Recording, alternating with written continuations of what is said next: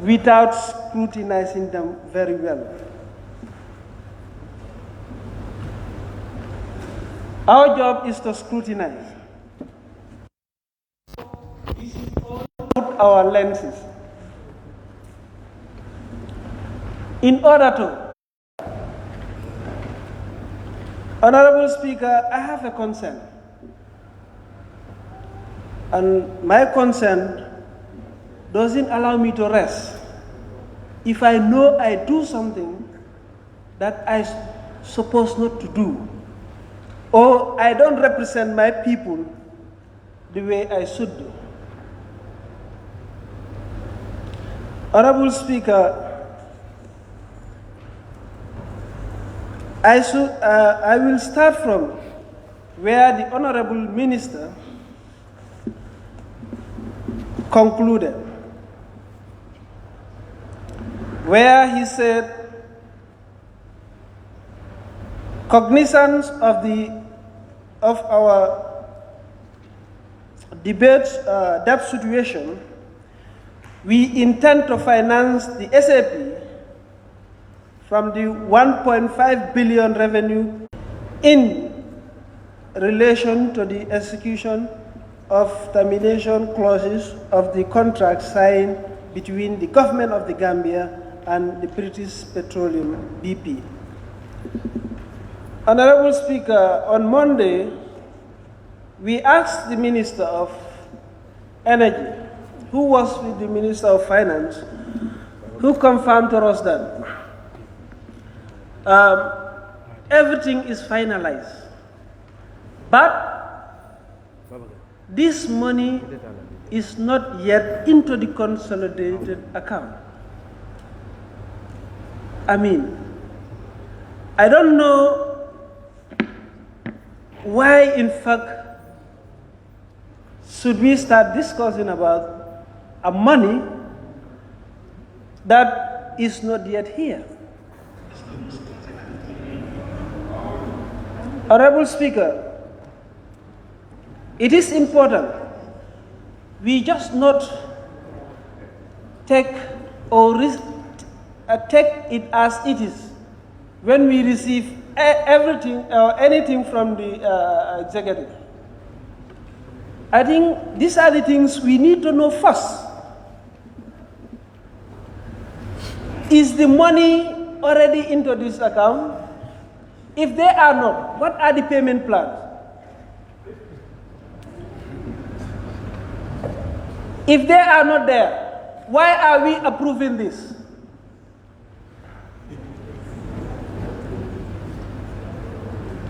What if the money did not reach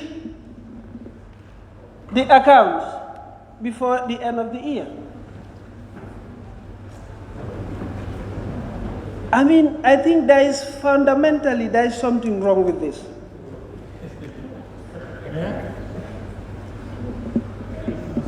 And equally, when we asked the minister on Monday whether he consulted other ministries, because we believe that there are other important issues, emergency issues that other ministries are facing. What the minister told us that it was they did not receive any submission from all those other ministries. But my question is, Honorable Minister, did you consult all other ministries to let them know that we want to take an SAP to the National Assembly so that we can put the money into the best use or into more pressing issues? But if all these things are not done and this thing is brought to us, we just want to look at them like that and say we are okay with it, I think then We are here to represent the executive, but not our people.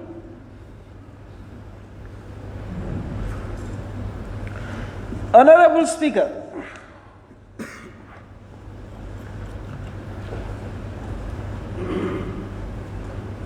looking at the first item on the SAP,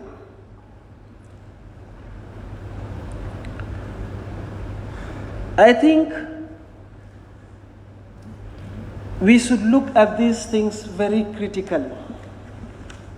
Yes, our government, in fact, there are a lot of issues that need to be solved by this government. And many are very pressing. We don't just want to solve problems, we want to look at problems that are very pressing, that are really needed at this time. This is what we are saying.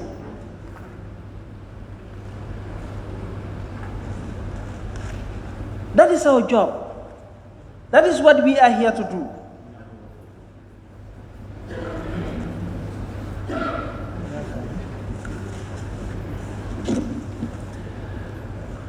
Honorable Speaker,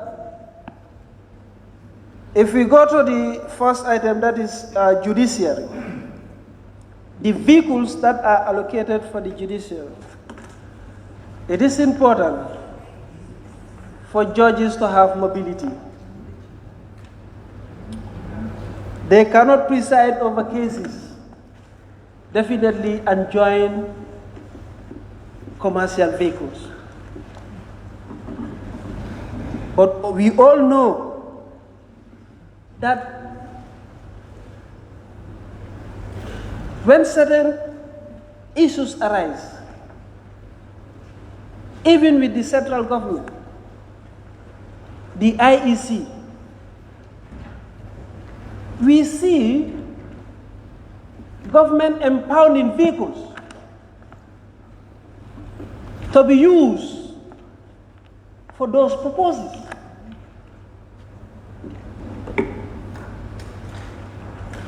Why can't we use? Why can't they do the same thing? I mean, every year we keep on buying vehicles for the judiciary, year in, year out.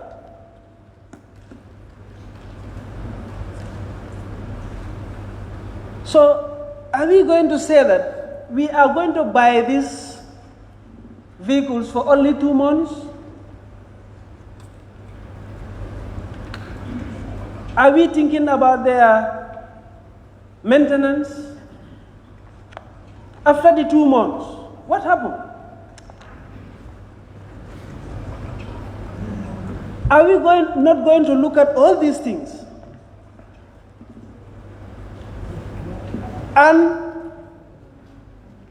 do the right thing, or we are going to turn a blind eye to all these things?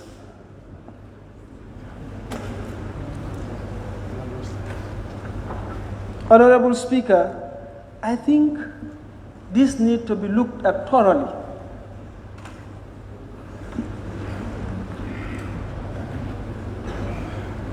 Honorable Speaker,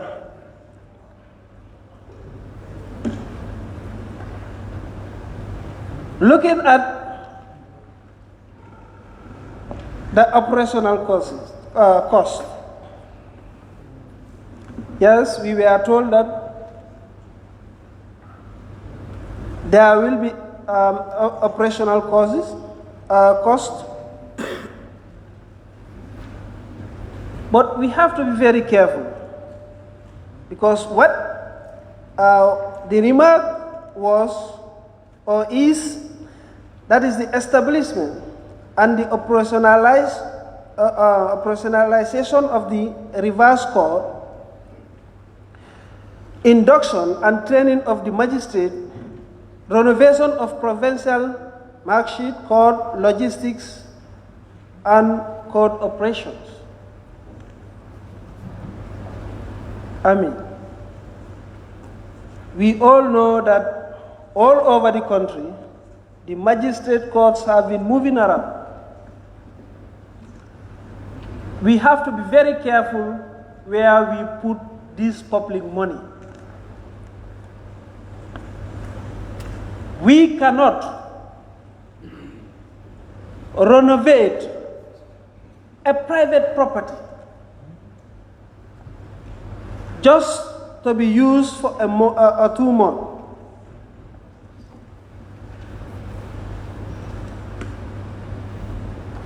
We cannot do that. Fine. With the Independent Electoral Commission,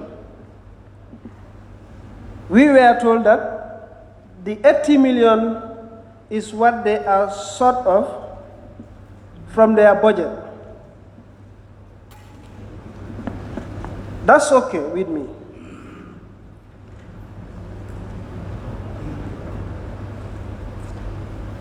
Going to Ministry of Interior, where we need to put 45 million.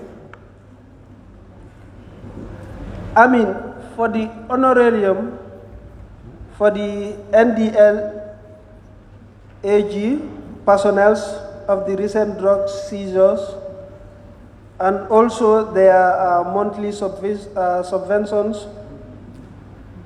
I mean, yes, they need to be encouraged, they need to be motivated. Honorable Speaker, and looking at our country right now, we all know that our country is being used as a transit country for drug trafficking now.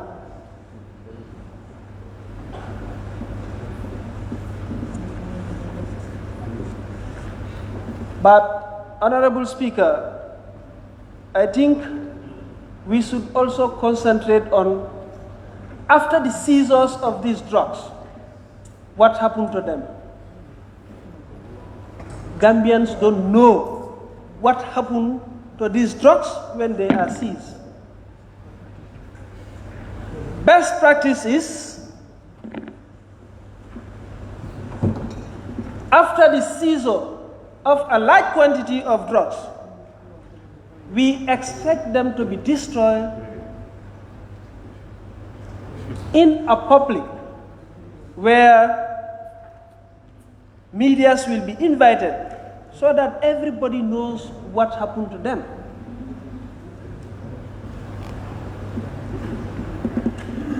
But if Gambians don't know what happened next, and we still want to pump in a lot of this money to motivate, do you want me to observe? I think from defense? It will be a waste of resources. To observe? No, you address the speaker, Honorable Speaker, Want me to observe? Speaker, please. Speaker, what I'm asking. Yes, Honorable. Is I don't even just know point of clarification, if he wants me. Okay.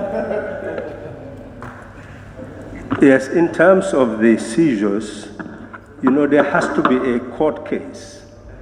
So now they are secured by the security, and investigation goes on so that there is a trial.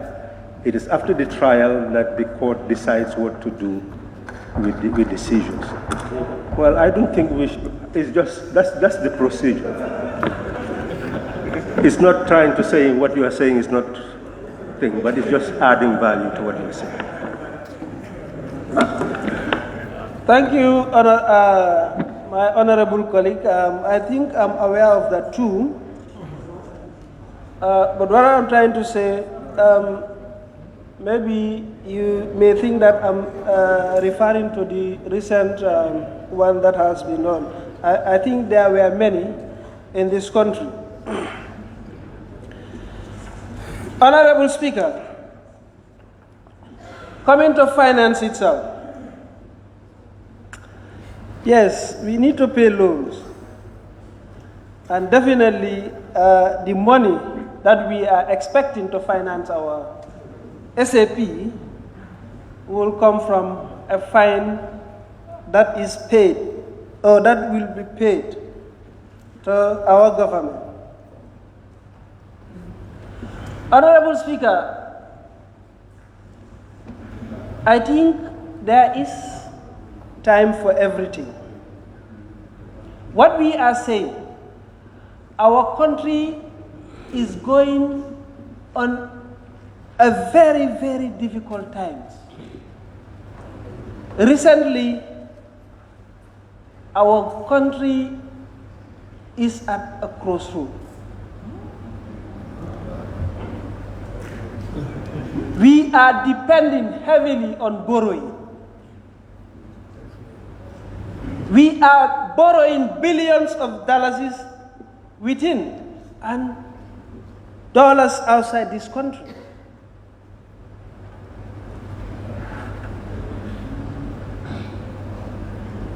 We are here representing our people. If there is money, we should not just want to spend the money. We should think about how to spend the money wisely to be able to have impact that will reflect to the old man in Limbambul Bambu.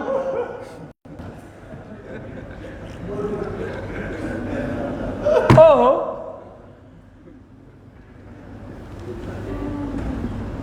the classroom teacher in after Bolibana.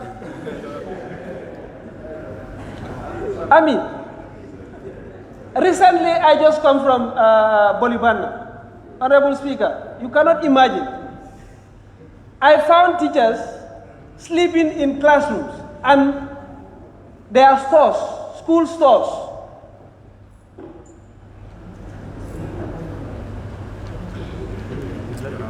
Honorable Speaker, they crossed to Senegal to go and charge their mobiles, unable to communicate to their family members in Kombosia. And these are Gambians. Honorable Speaker.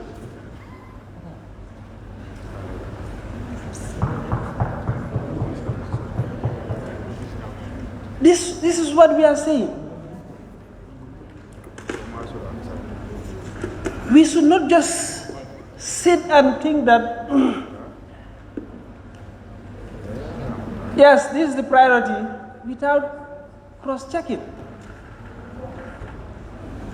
There are some other pressing issues that if you tell other Gambians that these are happening in the Gambia, they hardly believe you.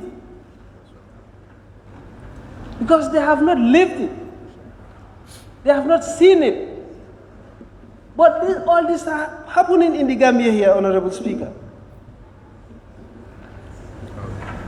So if we have money, why can't we use to address issues like that than to rush and paid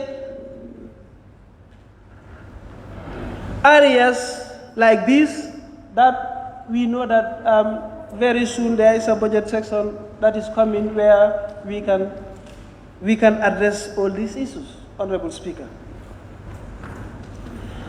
Honorable Speaker, I also have an issue with the decentralized services.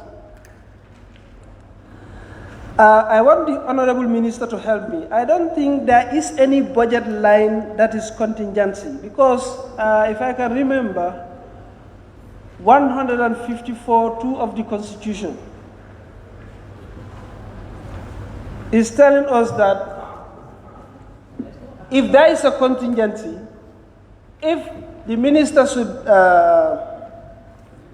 use that contingency money, he should bring it to us as an SAP So I don't know what he meant by in the centralized service that the contingency security operations for the rest of the year by the police, immigration, and law enforcement agency, GAF, in addition with all other.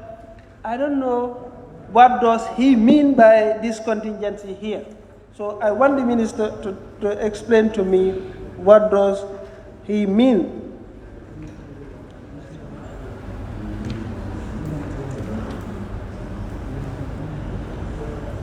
Honorable Speaker,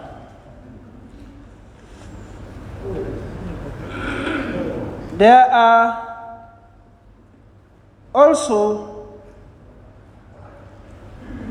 money set aside that should be used for land compensation for the OIC road projects. Honorable Speaker, I could not remember, or I don't even know whether we actually secure funds for this as of now, for these roads. I mean, the roads that we were told, I think more than 3 years ago, that they will be built. And yet still, we haven't seen any sign. And it's not imminent. Why are we rushing to pay compensation for those lands when the project, we don't even know as of now when, how is it going to happen? We were told that the Banyan project is pre-financed. I mean, I don't know. What do they mean by pre-finance then? We are paying every year. We are putting an amount and they are doing the work.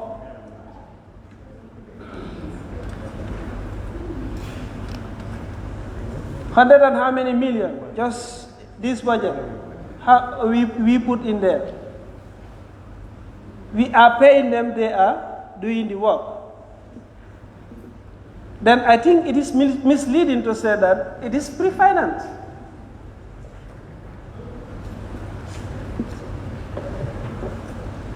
Honorable Speaker, definitely, I for one, I will not give my consent to most of the issues here if I don't get a satisfactory answers for these things, and other pressing issues, why are they not in this budget? Honorable Speaker, we talk about Ministry of Health. In the budget, yes, definitely.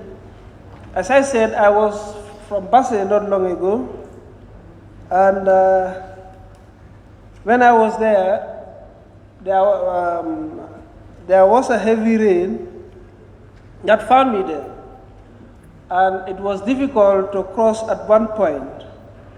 I in fact find it difficult if somebody got sick at that village and want to go to Basse.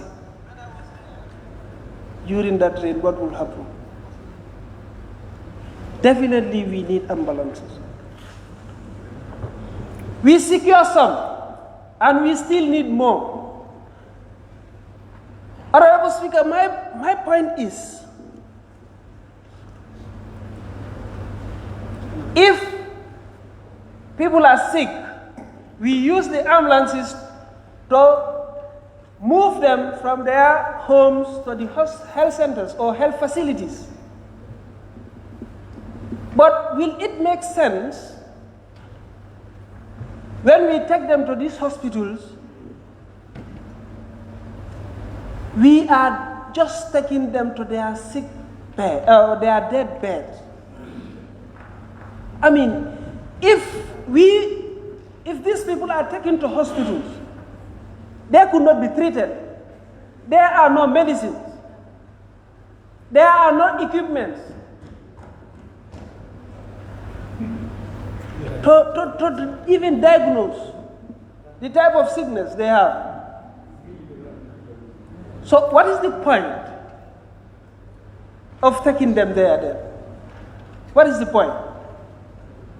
I think we are taking them there with the expectation that if they go, they will be cured.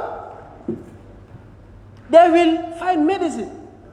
They will find doctors well equipped with their materials, able to do their job, able to treat those patients. That is what we expect. But we don't just want to buy ambulances for mere sake.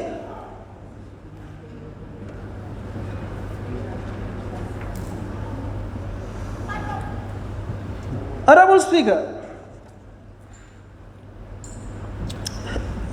coming to the Ministry of Information, Honorable Minister is here, I think.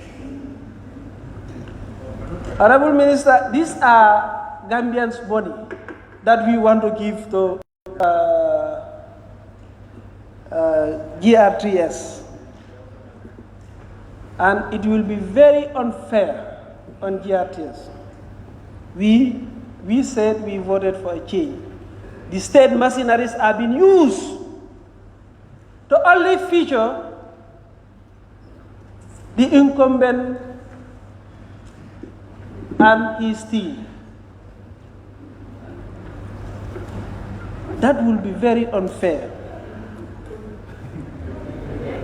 Look, it doesn't mean that this has to be only election periods. No. These are Gambians' money. My friend, we cannot say some are more equal than others. No. Gambians want news. There are things that they want to see. There are how many political parties that are registered?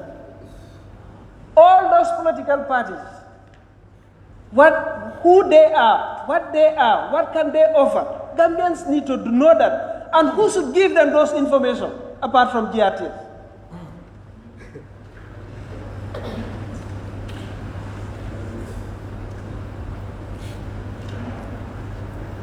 But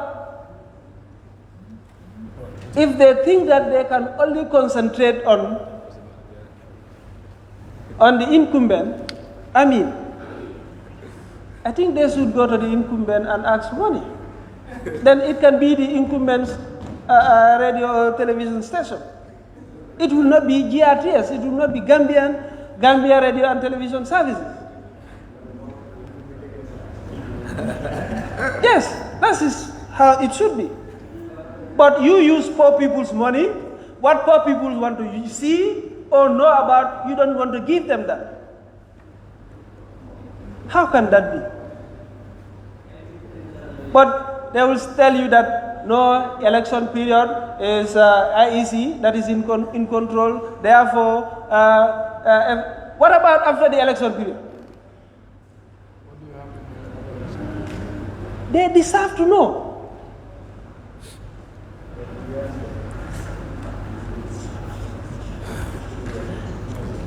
And unless that is guaranteed, I'm not giving my blessing. And why I am disturbed about these budget issues, Honorable Speaker, sometimes we approve things here. And at the end, what happens is different.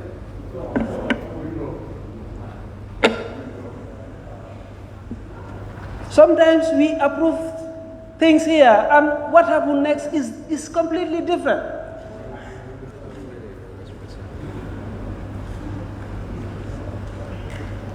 And if I know that I give my blessing to that, and it is not used as how it should be, then I feel very bad that I am the one who approved this, but it did not happen.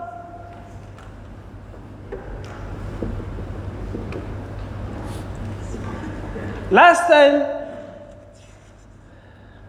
a budget before last,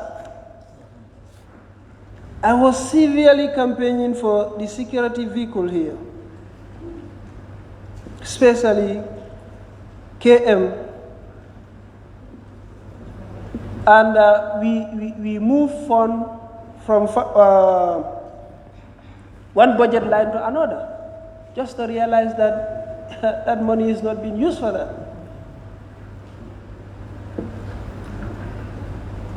Honorable Speaker,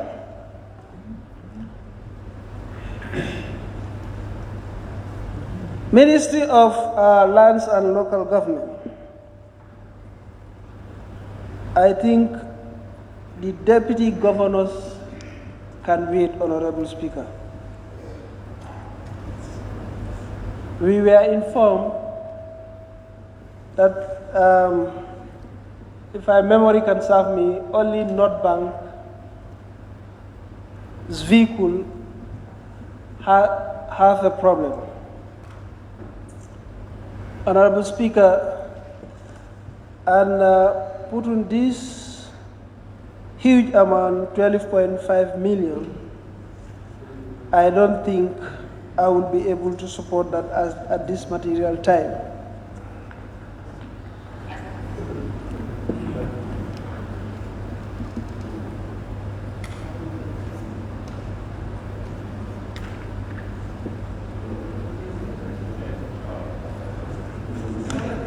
Honorable Speaker, I want to wrap up my intervention here by appealing to my honorable colleagues that please let us all look at this thing properly, critically.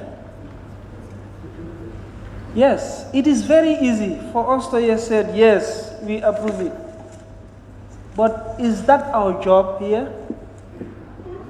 We have a work to do. The minister has a work to do, and he did his. And it is our turn to be able to scrutinize this. It did not come here just to say yes, yes, yes. Let us look at it properly. Let's leave things that are necessary, but please, let us remove orders that are not pressing, that are not urgent, and bring in things that can affect the life of our people, the people we are representing here. I thank you very much, Honorable Speaker. Thank you very much, Honorable Member. Honorable Member for Woolly West.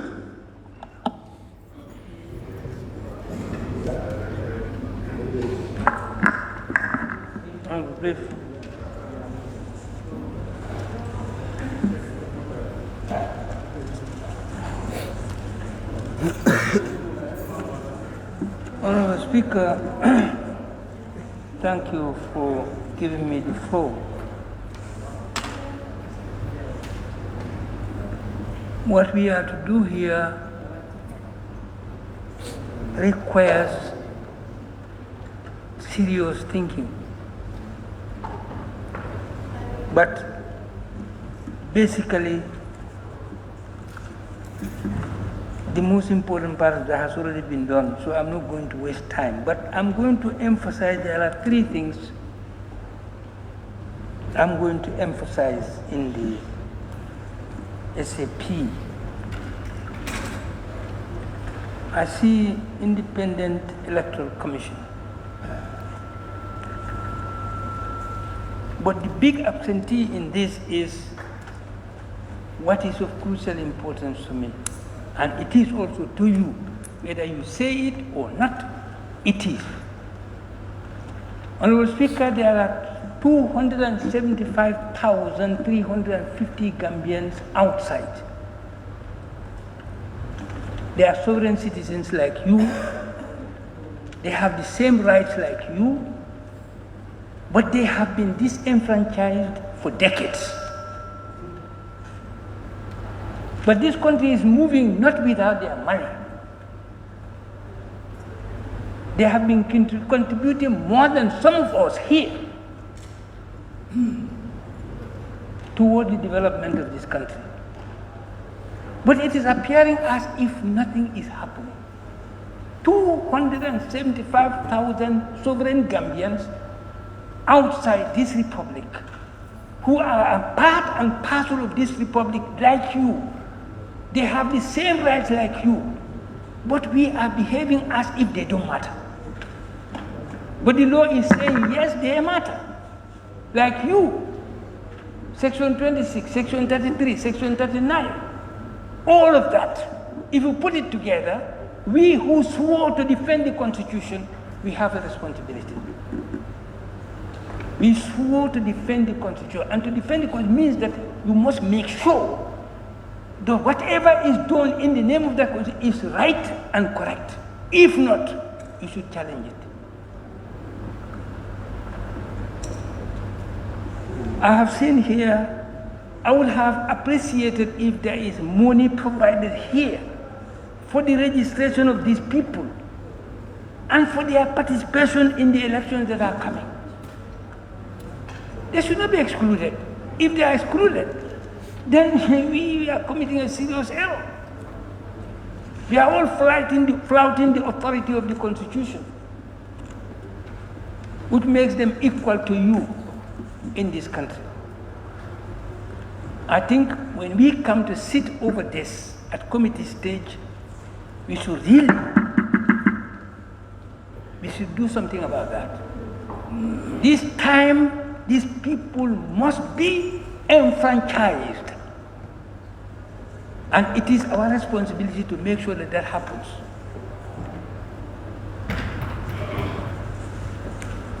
One other important thing I was expecting, it is here, but it is here in a different way. We are all alerted every day that we are in a very critical situation in the face of COVID-19. And we all know that each time the virus mutates, it mutates in something more dangerous. And that is what we have in the Gambia right now. But we are behaving as if nothing is happening. I was expecting to find something, like yesterday, for example, I was looking at a report on Buyam Hospital, which is saturated. It is saturated with COVID victims. And the gas bottles there, they are saying that some of the patients are using 2 gas bottles. They are all empty. Outside, you see there are hundreds of empty bottles there. I would have thought that the first thing that this SAP should have been considering is precisely that, to save lives. Yes, ambulances, but if ambulances carry these patients, where are they going to take them? Those places are all saturated. I think we should be thinking about making provision to make sure that wherever they are taking, there is also something there to receive them and to treat them. I have not seen that here. For me, even if the whole SAP boils down to only that, for me it is enough. Because we are here faced with a very serious critical. I was looking at the report yesterday, 373 infections. I have never seen that. From the beginning of the virus up to now, I've never seen that. 373, about 3 days, in 3 days. And the death rate has gone up. We are told here that the situation is becoming so critical they are going to use the hostel at the stadium. We are told here. Why wouldn't you? But is that enough? Everywhere in the world it is surging. Europe is all locked up. Saudi Arabia locked up. Everywhere in the world is locked up. And it is going up. Nobody knows where this is going to end. So we should prepare for that. We should prepare to save our people from this court. This SAP should bring something fundamental like that. I think we have to. It is our responsibility when we sit over this to do something in that regard. Because when I saw what was happening in Brigham Hospital, I couldn't sleep. No, it is very, very serious. And it's not only there, even here. Everywhere in the country is the same. And the tragedy of our situation is that our people don't care. Even here in these chambers, there are people without masks. You are laughing. There are people without masks.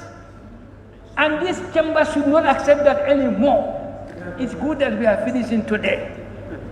But we should not accept it because once upon a time, all of us nearly died here. You know it. Who was not infected? Everybody was treating himself or herself secretly in the home. It's true.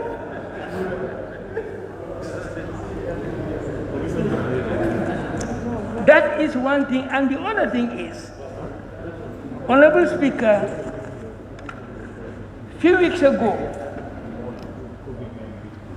there was a sit-down strike at the University of the Gambia.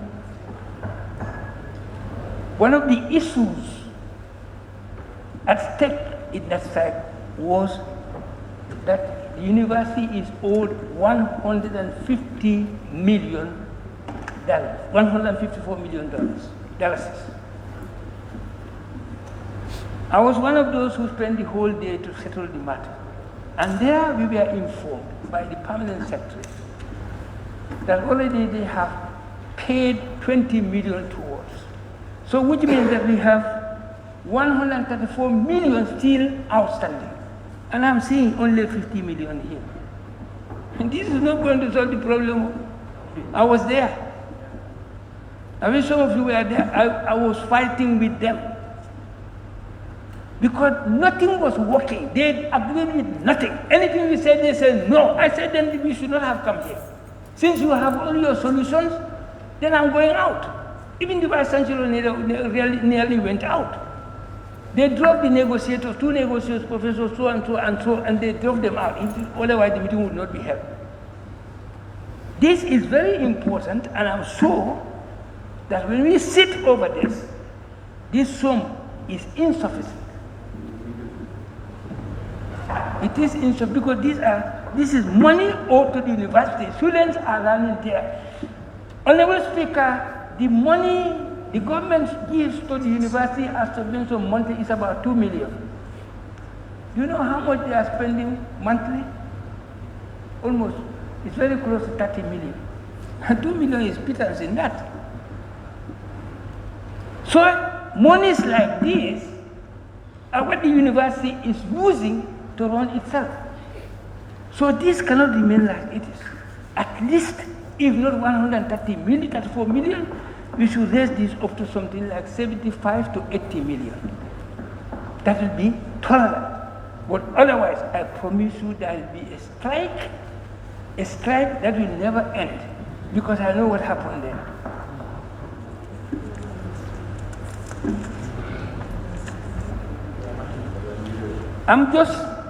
These are 3 key things that matter to me, and they matter to everybody here. That doesn't mean that the others are jumping are not important. They are important. You know, you have a basket of things. They are not all equal. If you have a basket of problems, they are all problems, but the problems are not equal. And that is what we should be thinking about here in this SAP. If, for example, we don't have enough money to put into this basket, that money should be used in such a way that it deals with the key and urgent matters. And the most urgent matter here is the life of our people in the face of COVID-19 in its new form. Delta variant kills, and it's killing people like flies. It infects without indication, and it goes to another person more quickly, more rapidly than the previous one. So these are things that we should consider seriously in this SAP. Me, I'm frightened. This country is very small. And the way people are living with this thing in this country, therefore I said I came from the provinces.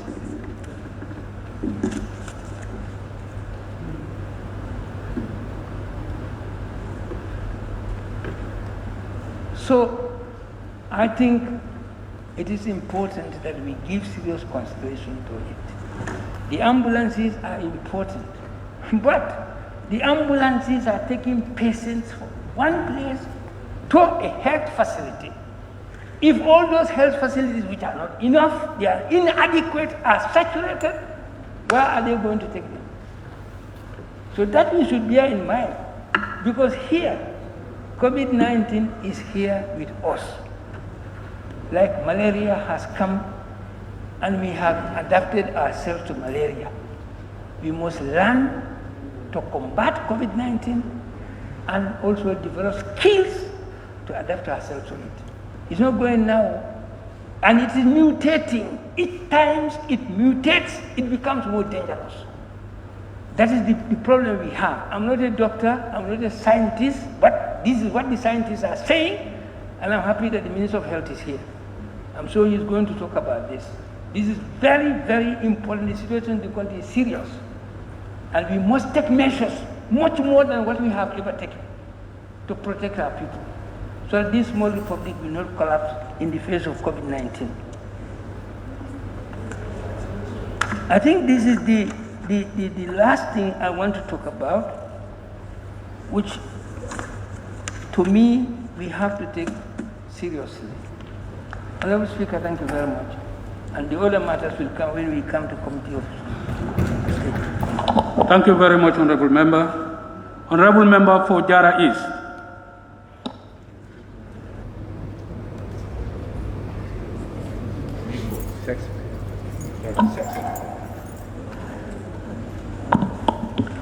Thank you very much, Honorable Speaker, for giving me the floor. Honorable Speaker, I have to partake in this important debate, dubbed the Appropriation Bill 2021. Honorable Speaker, we are making history in the sense that we are dealing with a particular element which is very important.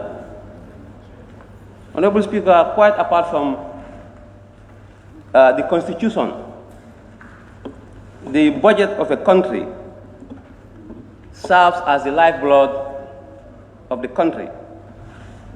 Therefore, it is very, very important for us to give all our hearts. Honorable Speaker, there are concepts in economics. One of the concepts has to do with ceteris paribus, meaning all things being equal. Honorable Speaker, these are concepts, but in real life, are all things equal? Honorable Speaker, you also have concepts in economics like scale of preference, choice, opportunity cost. Honorable Speaker, these are important concepts, and they are meant to help us in arriving at better decisions. Honorable Speaker, when we are confronted with a series of choices or options,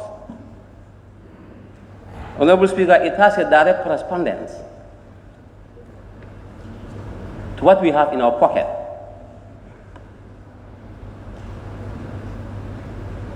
It does not require much intelligence to know whether we enjoy the wherewithal, whether we enjoy the financial muscle to service all our development needs. For the fact that no country is able to service satisfactorily all the development needs. Honorable Speaker, this is why we have extraordinary session, and this is why we have this supplementary appropriation. What we have in the basket is not adequate for our use, and as a result,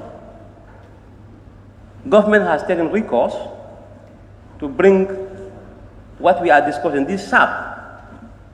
And Honorable Speaker, before I go further, allow me to thank the mover profusely for having the foresight to bring this important bill to the National Assembly. That goes to further buttress the importance of this August Assembly. Honorable Speaker,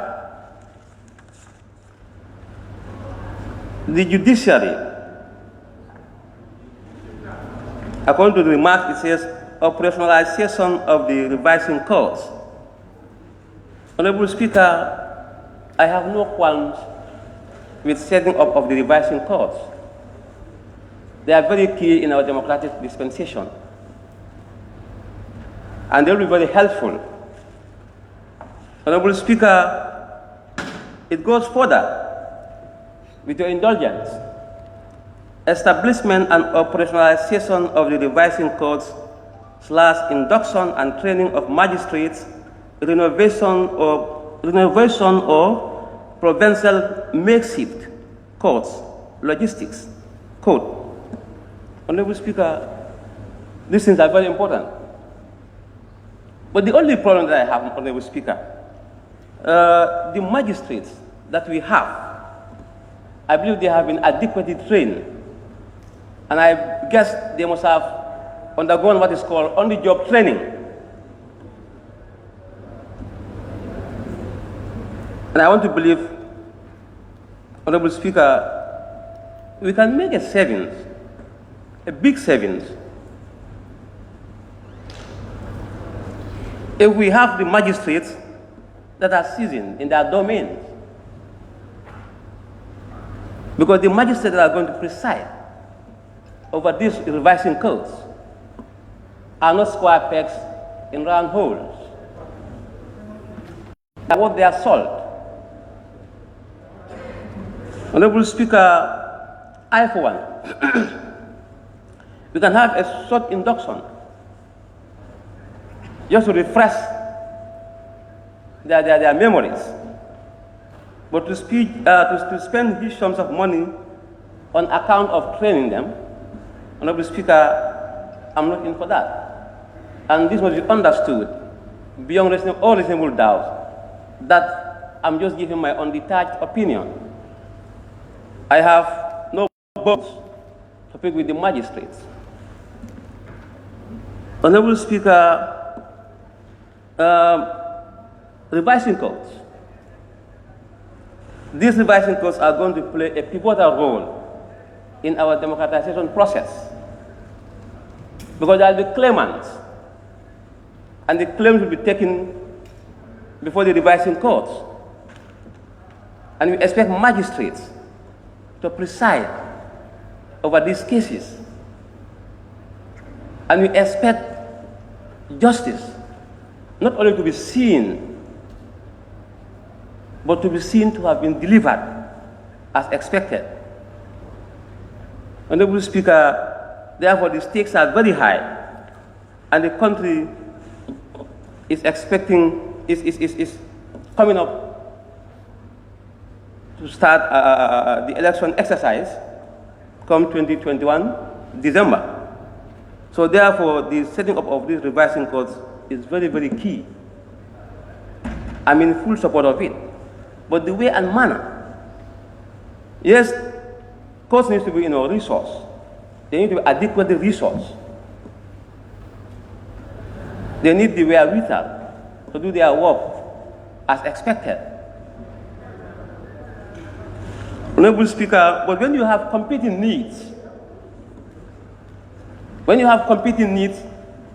you bring them before what is called scale of preference, or preferential scale, if you like it.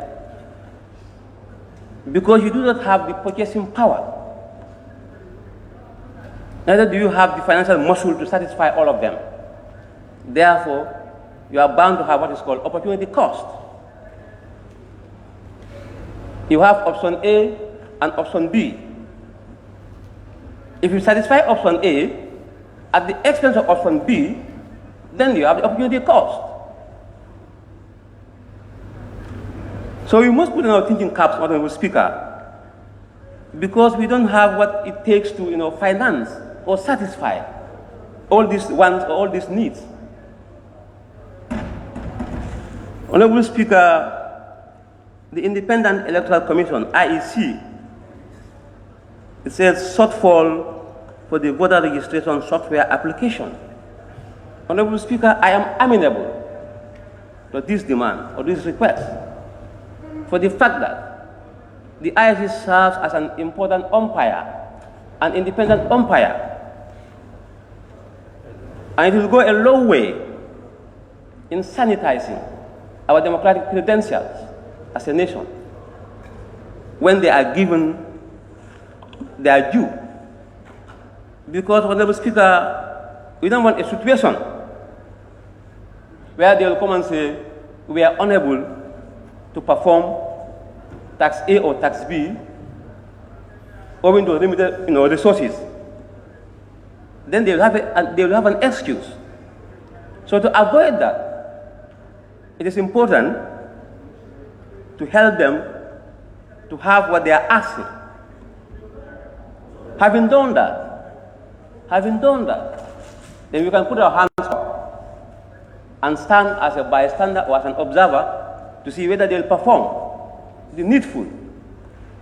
Honorable Speaker, so I'm quite amenable to their proposal. Honorable Speaker, Ministry of Interior, it reads, with your indulgence, 3 million honorarium for DLAC personnel on the recent drug seizures. Also, their monthly subvention was increased from 9 million to 12.5 million to further motivate the staff. The increment will result into an additional 45 million. Honorable Speaker, I have qualms with this. As the popular adage has it, what is good for the goose is equally good for the gander. Honorable Speaker, we're talking of large seizures and talking of trying to motivate them. I want to ask the mover, does it mean that they lack morale? Does it mean that they have been demotivated? Now, just to draw a quick analogy, if I'm a farmer from Jara East, I have a bumper harvest, am I not also entitled to be given an honorarium so that I can double? Am I not entitled? Honorable Speaker, the work of the drug law enforcement agents cannot be overemphasized. It is quite paramount. This is the institution that is preventing the country from being called a narco state. I repeat, from being called a narco state. So their work is quite, sacrosanct. I'm in no mood to, underestimate their work. It's quite pivotal. Honorable Speaker, like I said earlier on, what is good for the goose is equally good for the gander. You come to the Ministry of Education, our teachers who have been working under very difficult conditions. Not long ago, I crossed paths with some of our hardworking teachers in the hinterland as part of our education oversight trip or outreach program. It beats your imagination. If you see some of their dwellings, where they live, their abodes, you will not believe it. My colleagues are here to bear testimony to what I'm saying. Some of them sleep in makeshift, camp. Some of them in classrooms. So those people also deserve something, because they are all working for the government of the Gambia. The teachers in Bolibana and the teachers in Nyangabantang share a common denominator with DLAT officers in Basi, or with DLAT officers in Sami Pachongi, if they have one there. They all share a common denominator. What is that? They are all working for the good of the country. So I think we should be quite circumspect in giving this honorarium. Honorable Speaker, you go to the people of my constituency. They are very hardworking, people of Jara East. My women, they work under the blazing sun. They toil and moil under the scorching sun. But they are not going to enjoy this honorarium. And they are very hardworking, as opposed to the Nyominkas. Honorable Speaker, Minister of Finance, it reads payment of arrears owed to the ECOWAS Bank of Investment as contribution to international organization. Honorable Speaker, this is quite important. When you belong to these international organizations, there are obligations that you ought to satisfy. These counterpart contributions are very important. Honorable Speaker, if you meet your opposite numbers, it was said by a member for Banjul North, we had the opportunity to leave the source of the Gambia for a foreign land. And we could not attend some of the sessions for want of not paying our counterpart contribution. So it's quite embarrassing if you are in the midst of your opposite numbers. So I will urge my fellow NAMs to be quite considerate in approving this payment of arrears owed to the ECOWAS, because it will keep the government flag flying. It's very key. Ministry of Finance, okay, that goes for the payment of arrears. Honorable Speaker, Ministry of Health, purchase of life support ambulances to be distributed across all the major health centers. Honorable Speaker, definitely speaking, I have no problem, because only a healthy nation can produce healthy citizens. Honorable Speaker, I am quite amenable. I'm in agreement with their request. But it must trickle down. The trickle-down effect must be felt by even the men and women in the street, the downtrodden. Madam Speaker, sorry, I beg your pardon, Mr. Speaker, you see, beneficiaries must, they must feel the pinch. They must feel the pinch. If they don't feel the pinch, we are very unfair to them. Honorable Speaker, I'm talking from experience. I'm lucky, not blowing my own trumpet. My better half is a senior nurse, so I know the health sector. We used to discuss. I know the health sector. You don't know. Honorable Speaker, if you go to some of the health facilities, you find it very difficult to understand what is going on. If it is issue of gloves, that you go to some health centers or some hospitals, you will not find gloves there. Honestly speaking, I have launched my own independent investigation, and I have realized that there was a patient who was in dire need of assistance. But to have even a glove was a problem. And what is the cost of a glove?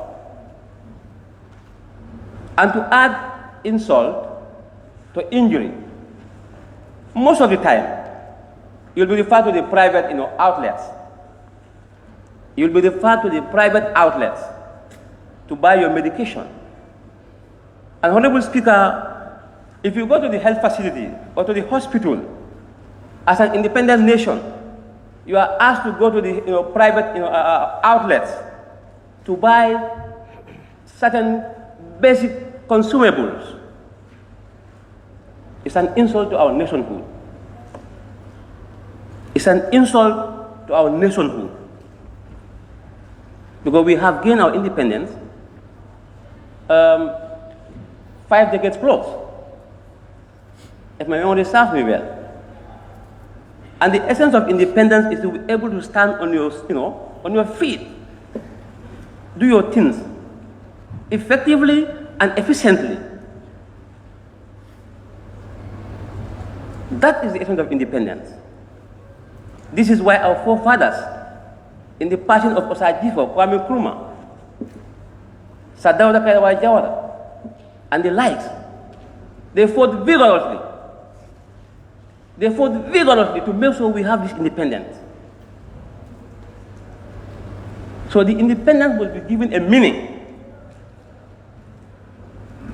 If not, it will amount to an exercise in futility. If independence is not given a meaning, it will amount to an exercise in futility. It will just be a wild goose chase, a useless errand. And it means our independence is not fit for purpose. So I think those in the health sector should rethink critically, because it's very, very important. Honorable Speaker, only a healthy person, only a healthy nation can be productive, can be vibrant. Even the youth, we keep saying, it's a common refrain that the youths are the cream of the nation. But no matter the youth in their youthful exuberance, if they are not healthy, forget it. Despite they are in their youthful exuberance, they cannot make it. We are going to be a sick nation. And may God forbid. And the way and manner, our health sector, they are moving. Honorable Speaker, is more or less a moribund point of death, if you like it. So we need to resuscitate. We need to inject a new lease of life. It must never be business as usual. That's my take. If only you want to make any significant inroads in giving better healthcare services to our people, we must go back to the drawing board. Honorable Speaker, that does it for health. And I'm quite amenable to the request as well. Honorable Speaker, Ministry of Information and Communication, with your indulgence, it reads, GRTS coverage of presidential elections. Honorable Speaker, this also is important. It's important because we need what is called visibility. We need visibility. Honorable Speaker, as the national broadcaster, it leaves much to be desired when it comes to visibility.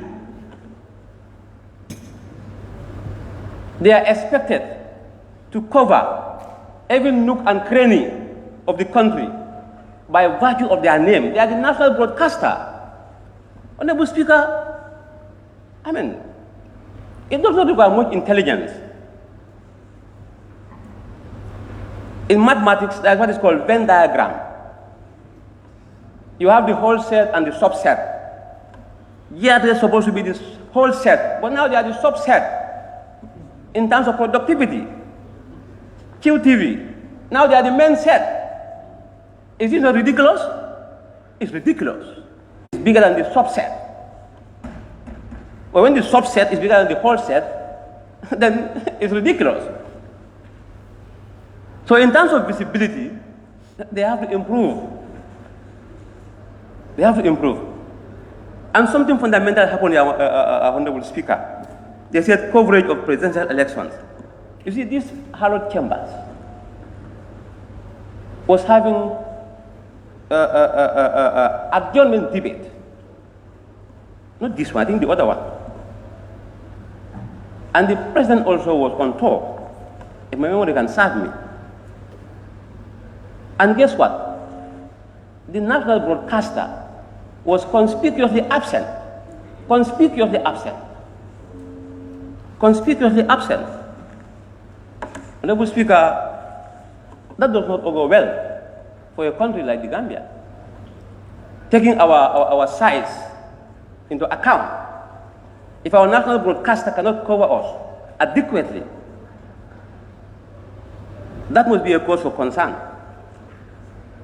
I'm not averse to years covering the presidential elections, but even the presidential elections, Honorable Speaker, we all know what happens.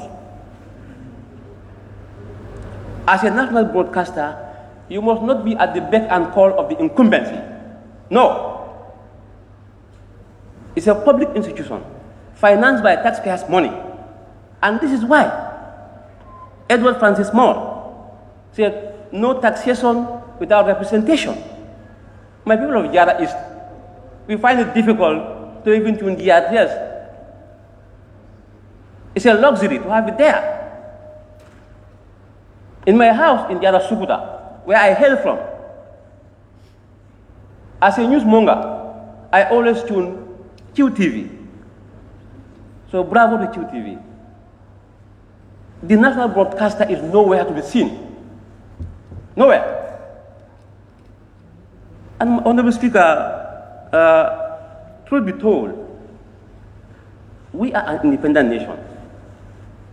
So we expect our institutions to be, vibrant, buoyant, and moving, alive and ticking. You can't have an institution that is moribund. It's of no use.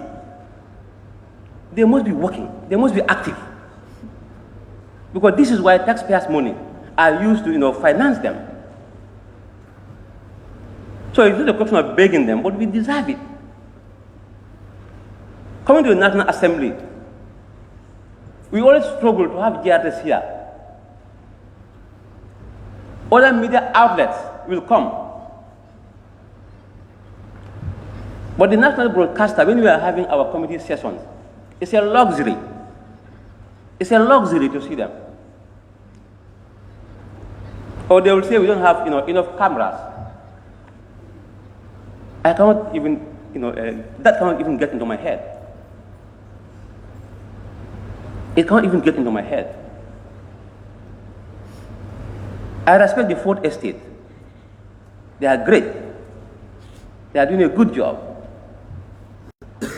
But we expect both the print and the electronic media to work hand in glove, to be at par in terms of competing each other.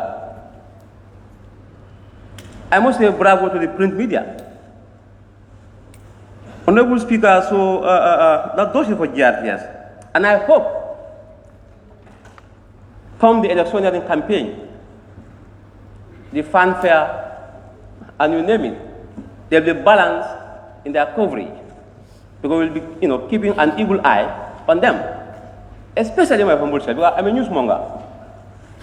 Honorable Speaker, Ministry of Higher Education, Science, Research and Technology, with your permission, it reads, government scholarship areas owed to the University of the Gambia, 50 million. Honorable Speaker, compared to the amount we're supposed to give these people, these 50 million is quite infinitesimal. It's a drop in the ozone. You don't even feel it. It's a drop in the ozone or a storm in a teacup. So you cannot even imagine. They need a bigger chunk. They need a bigger chunk.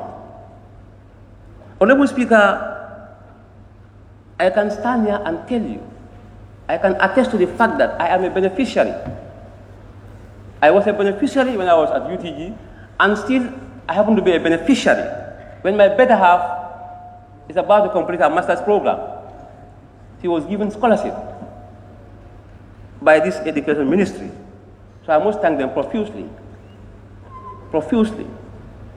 Not because they do it for me, but for the fact that she's a Gambian national.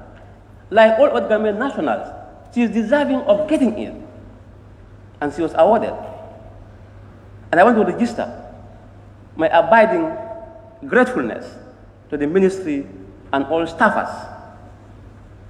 Honorable Speaker, if we grant them their request, it will eschew violence.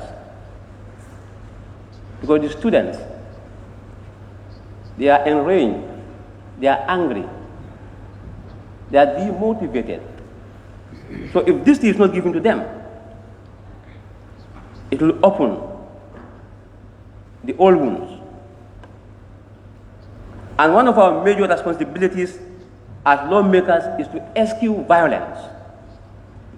Wherever we see violence mushrooming, we must make sure we try our level best to nip it in the bud at the earliest time. It was made mention by a member for Woodley West that he was one of the negotiators, that he found it very difficult, to convince them. So now, to avert such a recurrence, we have the golden opportunity. That is, we grant their request by giving them what they are asking for. Because in anywhere in the world, Honorable Speaker, education is very expensive. It's a capital investment. Wherever you go, it's a capital investment. Because University of the Gambia or universities everywhere in the world are regarded as the citadel of learning. They are the summit of learning. They are considered as an apex institution. So they must be, given their, you respect. Once you do that, there will be no problem. And I hope this will resonate with all of us. Honorable Speaker, having said that, Honorable Speaker, OIC. Honorable Speaker, I happen to be the head of delegation for the OIC in the National Assembly here. So it's my baby. And I will not hesitate to drum up support for them in any form necessary. And on behalf of my delegation, we will be exceedingly grateful if this August Assembly can grant the request as embedded in this document. So I have no qualms with the OIC. Honorable Speaker, international obligations. Honorable Speaker, we are part of a bigger family as a nation. We need to safeguard our international image. Like I always say here, every country is exposed.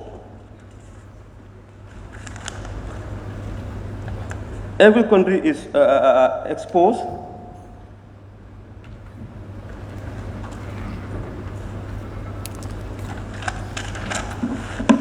Okay, thank you. I think this man is hungry.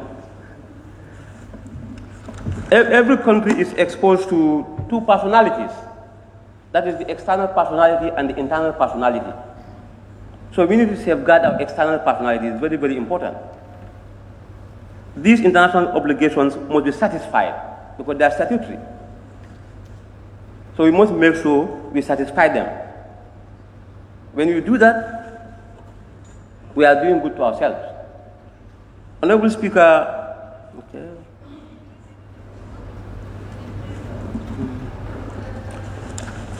Very quickly, Honorable Speaker, the last but not the least, Honorable Speaker, IEC is an independent umpire, and we are approaching elections very soon. I will urge all Gambians, Honorable Speaker, to make sure we exercise patience. This is our country. Every country begins at one. We are approaching the elections. Make sure we do the elections peacefully. We are an organized lot as a nation. Elections will come and go, but the nation will stay. And I believe in the good judgment of my fellow compatriots that come December 4th, we will do the needful, peacefully. And I'm anticipating a hitch-free election by the grace of Allah. Thank you. Thank you very much, Honorable Member. Honorable Member for Banjul Central. Thank you, Honorable Speaker, for giving me the floor. Honorable Speaker, we have a very important document in front of us. That is the Supplementary Appropriation Bill that we should debate on. I believe that this document can change so many problems or can solve so many problems that we are presently encountering. Looking at the estimates, according to different ministries, first of all, I'll not go on to elaborate in each of the ministries, but only a few. One is the Ministry of Health for the purchasing of these ambulances, the life-saving ambulances. We all know that it is very important. We have been complaining in this parliament since we came in 2017 into office about the few ambulances that we have, or some health centers or major health centers, or some hospitals that doesn't even have ambulances. At least in every adjournment debate, at least 10 National Assembly members will stand here and talk about ambulances. So we all know that it's a priority and we need them. And we are not even talking about life-saving ambulances. We are talking about ambulances only. That is the first class ambulance. The third class, we have 3 different types of ambulances, but the life-saving ambulance is the best among them. So we are here to provide 70 in different health facilities. This is really going to help the country, and it can save so many lives. So we have to consider this and know that it is very important to consider it. It's something that, if happens, many of us here will not be complaining anymore about ambulances. They will talk about something else, but they will forget about ambulances. I believe so. So I believe everyone will be in support of this. Secondly, coming to the Minister of Information, GRTS. We all know that GRTS have been suffering for so many years. GRTS, to pay their staff is a problem. To even pay for the fees to have signals is a problem. GRTS has been used as collateral to take loans for the government, and they still cannot pay those loans. They are really encountering so many problems at the moment. In the northern part of the country, it is very difficult to tune and have GRTS, meaning that half the population are deprived from watching the state television or to be listening to news and programs on the radio services. So it is very important to consider this. To me, I believe that we can make an increment for them to, according to my suggestion, I believe we can take from the judiciary the vehicles for the judiciary to add it to GRTS, that is the 15 million. Then the year 2022 budget, then we'll consider the judiciary because it is only 4 months left. So we can factor this, as we all know we are in the election year, it's 4 months, it's only 4 months time for us to go to the polls. So it is necessary, and we need services of the Gambia radio and television services because they should be the number one television to be providing those services. So I'm appealing to all NAMs to support this, to move the $15 million for the vehicles for judiciary and move it to the GRTS allocation. The third ministry is the Ministry of Higher Education. We all know that it is very important to support needy students in the Gambia. There are many students here in the Gambia who are very bright, brilliant. They have very good results and they want to pursue their education to higher levels. And they cannot financially, their parents cannot do it for them. So the government took the initiative to be paying for them. But it's a problem. We all know what happened a few weeks ago, the problem that happened. So this can solve the problem of UTG, but it is very small indeed, definitely. So according to my suggestion, I'm appealing for this August body to consider the vehicles of the governors or the deputy governors, the amount given to them, that is the 12 million, to be moved to the higher education. In the next budget, that is 4 months to come, we will consider them and give them what they need in terms of vehicles. So these are the priorities at the moment to consider Ministry of Works, that is GRTS, and Ministry of Health and Higher Education.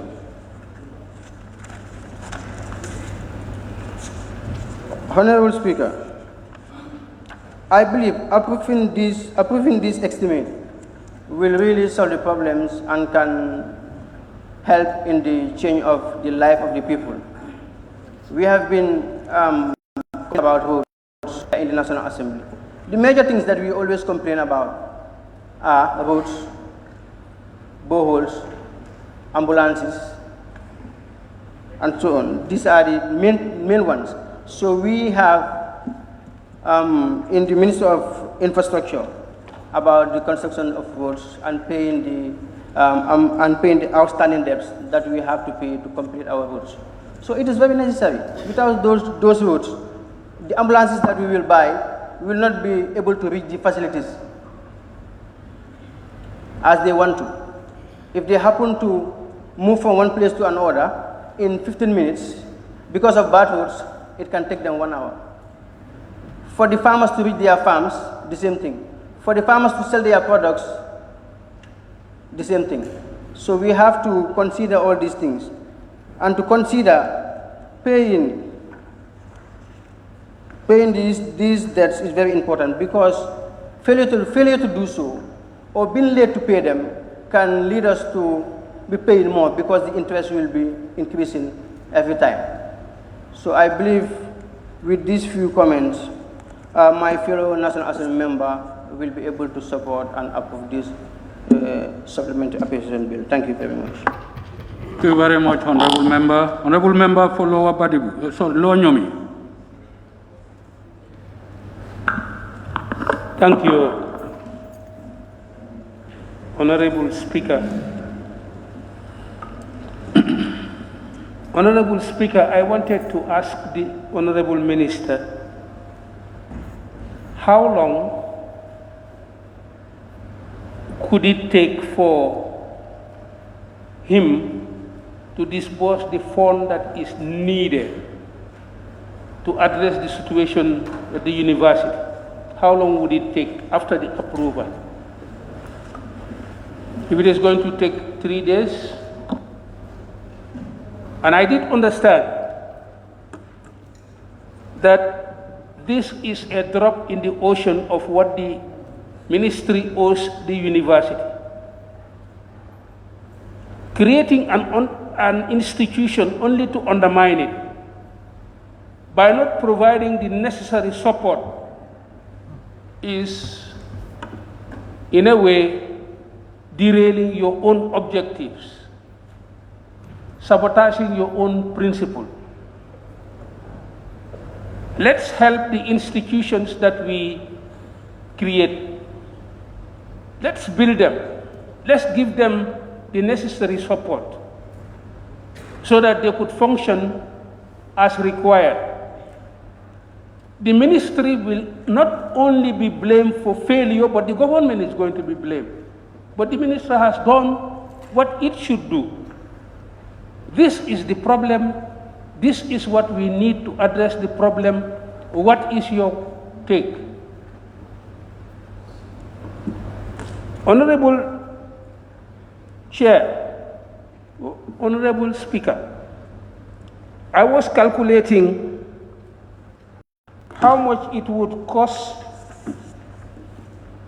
when I had the